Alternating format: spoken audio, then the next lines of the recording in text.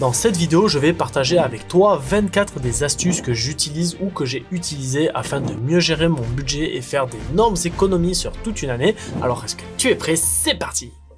La première des choses à faire, ça va être de faire un état de tes comptes pour savoir exactement ce que tu dépenses et où est-ce que tu le dépenses. Avant de connaître cette astuce, je dois t'avouer que je regardais jamais mes comptes en banque et j'étais très régulièrement près du zéro sans pour autant être dans le rouge et en dépensant pas forcément beaucoup d'argent. Et c'est qu'au bout de quelques mois, à force de frôler le zéro, que j'ai décidé de regarder mes comptes en banque et je me suis aperçu que je payais sans le savoir certains abonnements que j'utilisais même plus, des abonnements, des assurances ou des conneries comme ça. Et à partir de ce moment-là, eh bien ce que j'ai fait, c'est que j'ai voulu reprendre mes finances en main. J'ai pris tous mes relevés bancaires, je les ai tous épluchés et je me suis rendu compte que tous les mois, avec ces conneries, eh bien je perdais environ, entre les abonnements, les assurances et les trucs comme ça que j'avais oublié de résilier, je perdais facilement une centaine d'euros tous les mois. Une fois que tu auras fait ça, que tu sais exactement où est-ce que tu dépenses ton argent et tout ce que tu peux rayer de la carte qui ne sert plus à rien, la seconde chose que je vais t'inviter à faire et que j'ai fait personnellement, ça a été de faire un budget. L'avantage de pouvoir établir un budget, c'est que ça va te servir de guide. Tu vas savoir exactement où tu vas et tu ne vas pas naviguer tout simplement bêtement à vue. Ça va te permettre d'avoir des règles qui sont claires en place et tu verras que ce sera beaucoup plus simple pour toi après de pouvoir gérer ton argent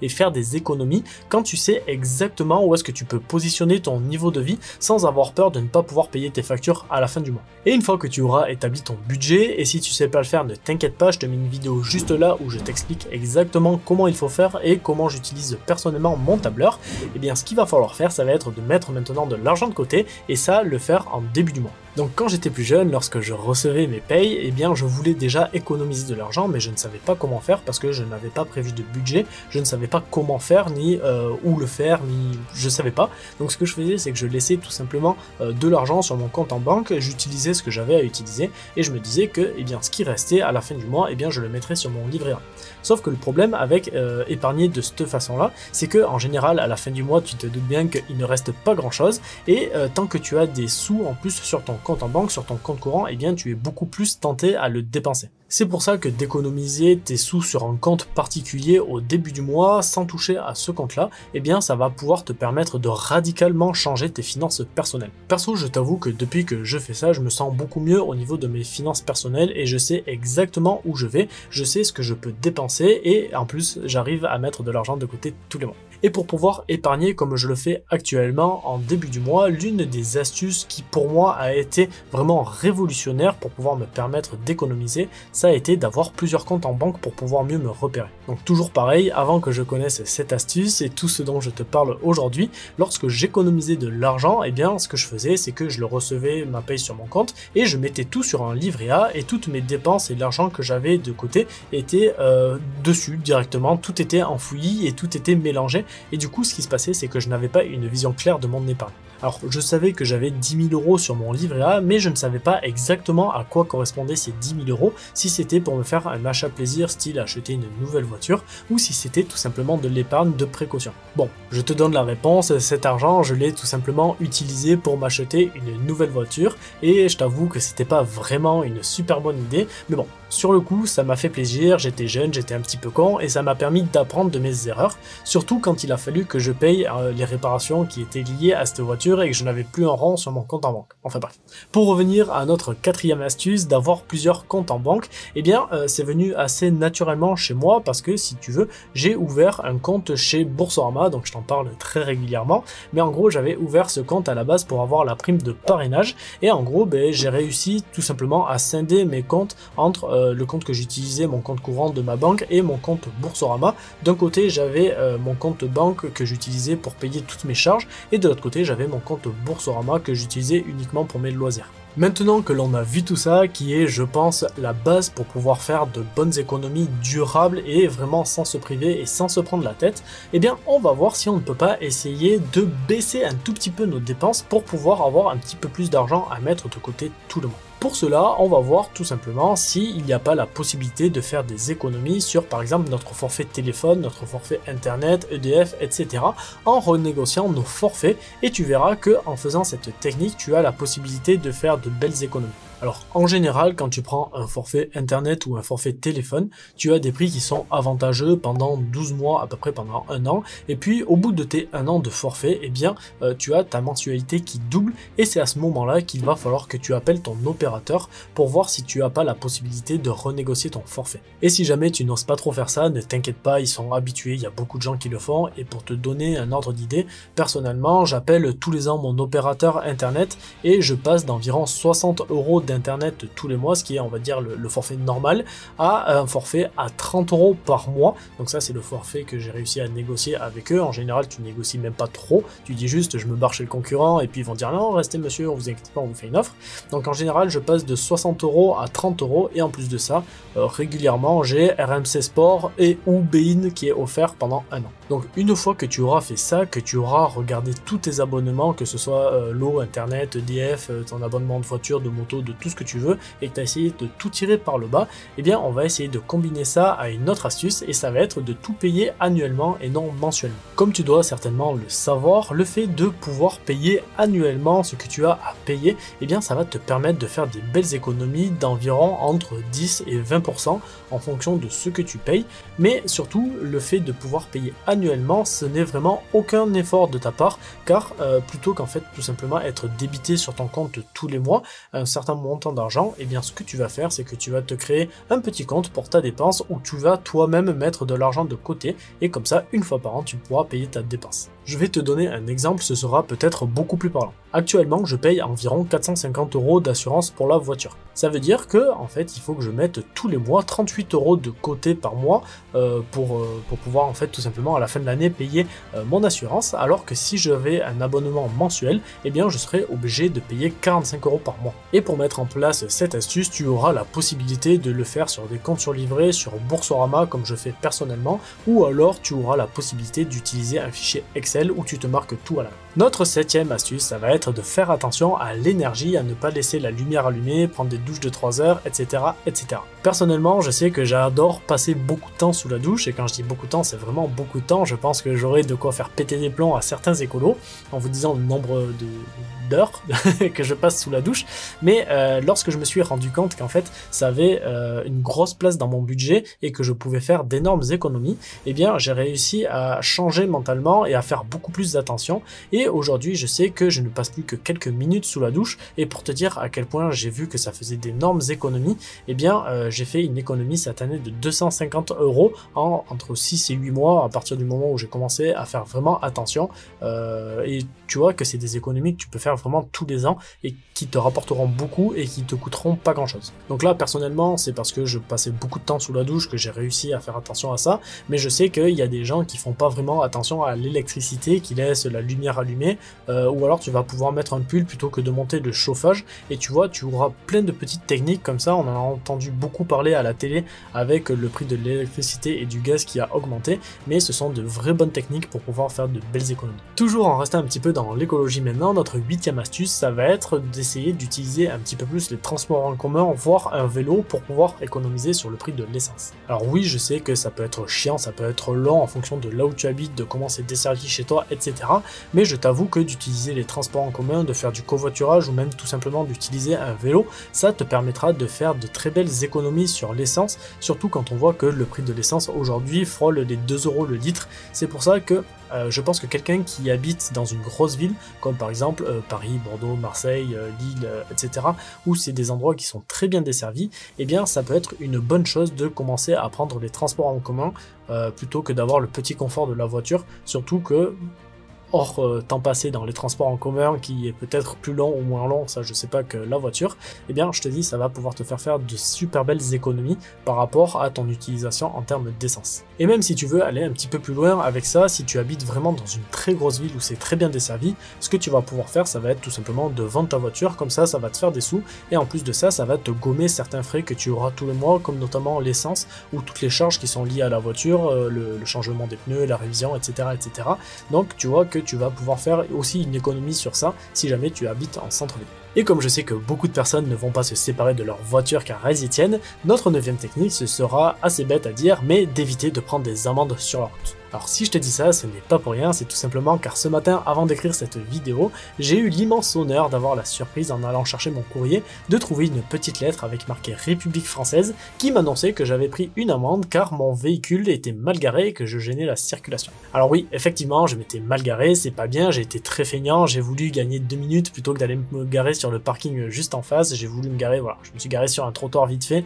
pour gagner 5 minutes, mais tu vois que de perdre de l'argent comme ça bêtement, eh bien je t'avoue que c'est assez rageant et c'est des économies que tu peux faire surtout pour des personnes qui souvent ont des excès de vitesse, sont au téléphone au volant, n'ont pas leur ceinture ou des choses comme ça. Eh bien je t'avoue que c'est de l'argent, ça va très très vite, qui peuvent être perdus et tout simplement donnés à l'État, alors que si on faisait un petit peu plus attention, eh bien déjà ce serait un petit peu plus sécuritaire pour nous, mais en plus de ça, ça pourrait te permettre de faire de belles économies, parce que je sais que j'ai des amis à moi qui prennent très souvent des belles amendes et qui en sont à 2 ou 3 par mois, et je t'avoue que ça fait quand même un sacré budget quand tu payes entre 45 et 90 € l'amende.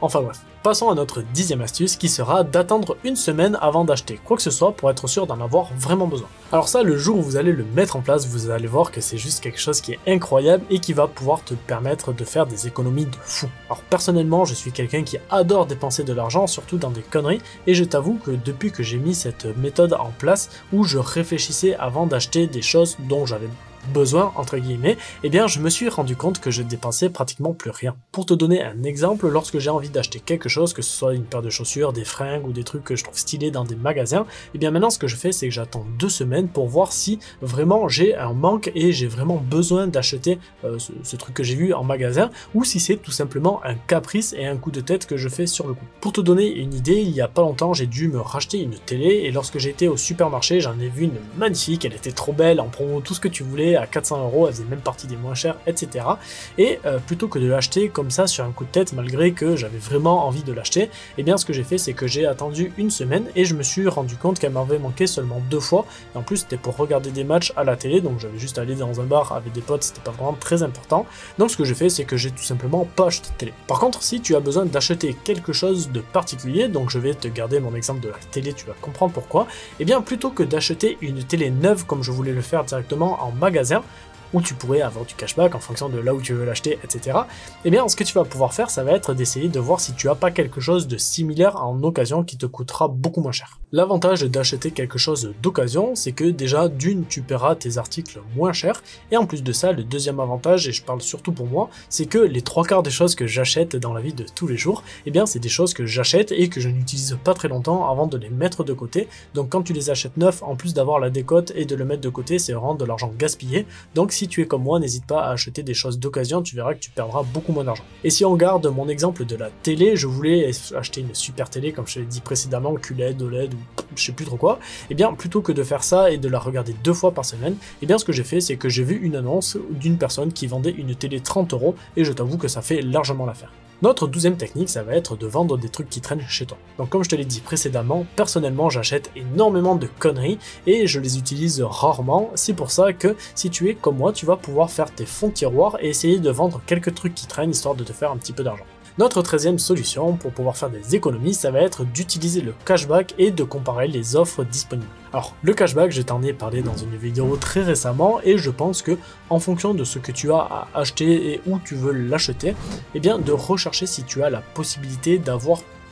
du cashback ou des bons de réduction ou des choses comme ça, eh bien ça peut être quelque chose de très bien qui te permettra de faire d'énormes économies, surtout lorsque tu as des choses essentielles à acheter. Si je garde mon exemple de la télé, si j'avais été l'acheter neuve chez But, eh bien je n'aurais eu aucun cashback, alors que si j'étais passé chez Boursorama dans l'onglet cashback, eh bien j'aurais pu voir toutes les enseignes qui me proposaient entre 2 et 6% d'économie pour pouvoir faire le même achat. J'en profite d'être à la moitié de la vidéo pour te demander de mettre un gros pouce bleu, ça soutient énormément la chaîne et ça me fait très plaisir, et j'espère que cette vidéo te permettra de faire d'énormes économies sur toute l'année, et si c'est le cas, n'hésite pas à me le mettre en commentaire et à partager cette vidéo. Allez, notre 14e point, ça va être de faire la différence entre un actif et un passif. Un actif, c'est simplement quelque chose qui va te mettre de l'argent dans la poche, alors qu'un passif, ça va être quelque chose qui va t'en faire perdre. Pour te donner un exemple simple, en gros, si j'achète un appartement, ça va être un actif car cet appartement, il va te générer des loyers, alors que si j'achète une télé, c'est quelque chose qui est passif parce que ça ne me rapporte rien du tout et ça me fait même perdre de l'argent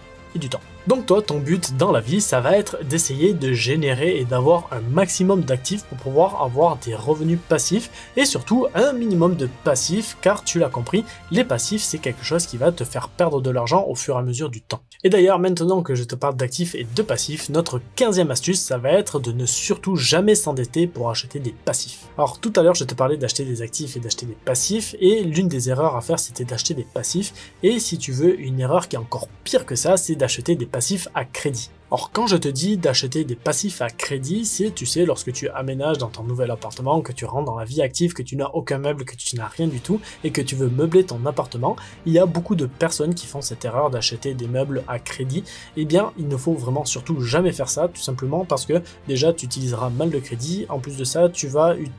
payer tes meubles qui seront beaucoup plus chers, et tu vas avoir une très mauvaise habitude de faire des crédits pour des passifs, et donc du coup, il faut vraiment que tu oublies d'acheter des passifs à crédit. Si tu dois utiliser le crédit, il faut vraiment que ce soit pour t'acheter des actifs. Notre 16e astuce, ça va être de ne pas te laisser absorber par les promos parce que c'est pas toujours de bonnes affaires. Alors, je ne dis pas que c'est facile parce que c'est un biais humain qui est très difficile à contourner et ça, les publicitaires l'ont bien compris, mais ce n'est pas parce qu'un produit est en promotion que c'est forcément une bonne affaire et qu'il faut l'acheter. Alors, je n'ai jamais vraiment fait de comparaison pour savoir s'il faut acheter des choses pendant les soldes et le Black Friday et des choses comme ça, mais je sais que, en général, les gens, lorsqu'ils voient placarder moins 70% sur un produit, ils ont tendance à vouloir aller l'acheter, donc essaye d'éviter de tomber dans ce piège et n'achète que des choses dont tu as vraiment besoin et si possible, essaie de comparer les différents prix à différentes périodes. Notre prochaine astuce, ça va être d'anticiper ses repas et de faire ta liste de courses à l'avance. L'avantage de cette technique, c'est que tu vas faire d'énormes économies car lorsque tu vas aller faire tes courses,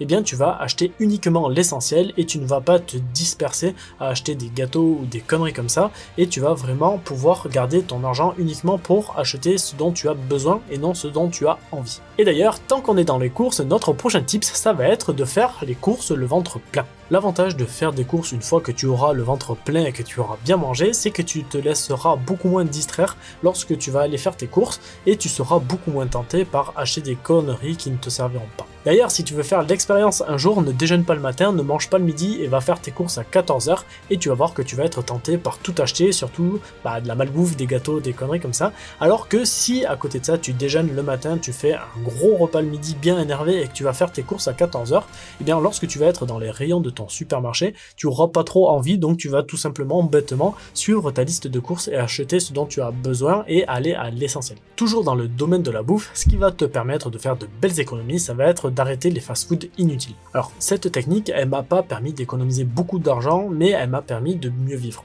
Alors, je m'explique. En gros, si tu veux, avant, lorsque j'avais la flemme de faire manger, que je savais pas quoi manger ou j'en sais rien, eh bien, ce que je faisais, c'était tout simplement que je me laissais tenter par un fast-food et en général, 2 ou 3 fois par semaine, je me faisais un petit fast-food, ce qui fait qu'à la fin du mois, ça faisait un sacré budget et je te raconte même pas au niveau de la santé. Maintenant, ce que j'ai réussi à faire, ça va être que j'ai réussi à trouver une pleurade. Plutôt que de manger des fast-food lorsque j'ai la flemme, eh bien, je préfère me forcer à me faire à manger et à garder mon argent. Et ce que je fais, c'est que le week-end, eh bien, je me tape un bon resto avec mes potes ou ma famille. Notre 20e astuce, ça va être de ne pas être dans le rouge, c'est-à-dire à découvert. Le fait de ne pas être à découvert, ça va pouvoir te permettre d'éviter tous les frais qui en découlent et franchement, ça peut te faire une belle enveloppe à la fin du mois. C'est un petit peu comme les amendes, c'est de l'argent vraiment que tu perds bêtement, donc essaye de vraiment faire attention à ça. La 21e astuce sera peut-être la plus difficile à mettre en place, mais ça va être de changer de loyer. Alors je sais que c'est vraiment quelque chose qui va être compliqué à mettre en place, mais lorsque tu vas faire ton budget, comme je te parlais en tout début de vidéo, eh bien tu vas voir que le loyer en général a une place extrêmement importante dans nos dépenses. C'est pour ça que si tu arrives à changer d'hébergement et d'avoir quelque chose qui te coûtera un petit peu moins cher, eh bien en général tu peux faire de belles économies entre 2, 3 ou 400 € tous les mois. La 22e astuce sera de ne tout simplement pas vivre au-dessus de ses moyens. Alors quand je te dis de ne pas vivre au-dessus de tes moyens, c'est simplement lorsque tu vas établir ton budget, il va falloir que tu réussisses à passer en priorité toutes tes dépenses et ensuite l'argent qui reste, il faudra que tu l'utilises pour du loisir ou pour faire des économies, mais il ne faut pas que tu mettes en priorité le loisir avant les économies, comme je te disais en tout début de vidéo. Et si jamais tu as établi ton budget et que au niveau loisir tu as rien et que au niveau économie tu n'en as rien non plus, notre 23e astuce, ça va être tout simplement de réussir à augmenter tes revenus. Alors dit comme ça, augmenter ses revenus, ça peut paraître bête, mais c'est quelque chose qui va pouvoir te permettre de mettre énormément d'argent de côté. Si je te prends un exemple d'une personne qui gagne 1200 € par mois, eh bien elle aura beau faire tous les efforts du monde, elle aura beau baisser toutes ses dépenses autant qu'elle veut, il y aura un moment où eh bien tout simplement ça va coincer, il y aura un certain plafond et elle ne pourra pas aller plus bas. C'est pour ça que la solution dans ces cas-là, ça va être de réussir à augmenter tes revenus en trouvant soit un travail en plus ou en faisant des ménages ou des choses comme ça, ou en mettant des actions en place qui vont tout simplement te permettre d'avoir des revenus passifs. Et une fois que tu auras ces revenus passifs, eh bien cet argent que tu vas gagner en plus, c'est de l'argent que tu vas pouvoir utiliser soit dans tes loisirs, soit en termes d'économie à mettre de côté pour de futurs projets ou pour faire des achats. Et enfin, notre dernière astuce, si jamais tu travailles déjà, que tu fais tout plein de choses, ça va être d'essayer de voir si tu n'as pas la possibilité d'avoir des aides sociales. Alors personnellement, je m'y connais pas du tout dans le domaine, mais je sais que tu vas pouvoir trouver beaucoup de sites internet qui te parlent de quelles aides sociales tu as le droit. Tu auras des blogs, tu auras des vidéos et des sites internet, et franchement, je pense que pour des personnes style des étudiants ou des personnes qui habitent seules avec des enfants, eh bien ça va pouvoir te permettre d'avoir une petite centaine d'euros en plus tous les mois, ou potentiellement un HLM ou des choses comme ça. Donc je pense que ça vaut le coup de creuser à ce niveau-là, ou même peut-être de voir avec une assistante sociale si elle peut pas vous aider à savoir à quelle aide vous avez réellement le droit. Donc nous voilà à la fin de cette vidéo, j'espère qu'elle t'aura plu. Si c'est le cas, n'hésite pas à mettre un gros pouce bleu. Si jamais tu as appris de nouvelles choses, n'hésite pas à me le mettre en commentaire. Et si jamais tu as d'autres astuces, tu me le mets aussi, comme ça je pourrai les partager dans d'autres vidéos. Et pour toutes les personnes qui ne sont pas encore abonnées, je vous invite à vous abonner. Et moi, comme d'hab, je vous dis à la semaine prochaine pour une nouvelle vidéo. Allez, ciao ciao!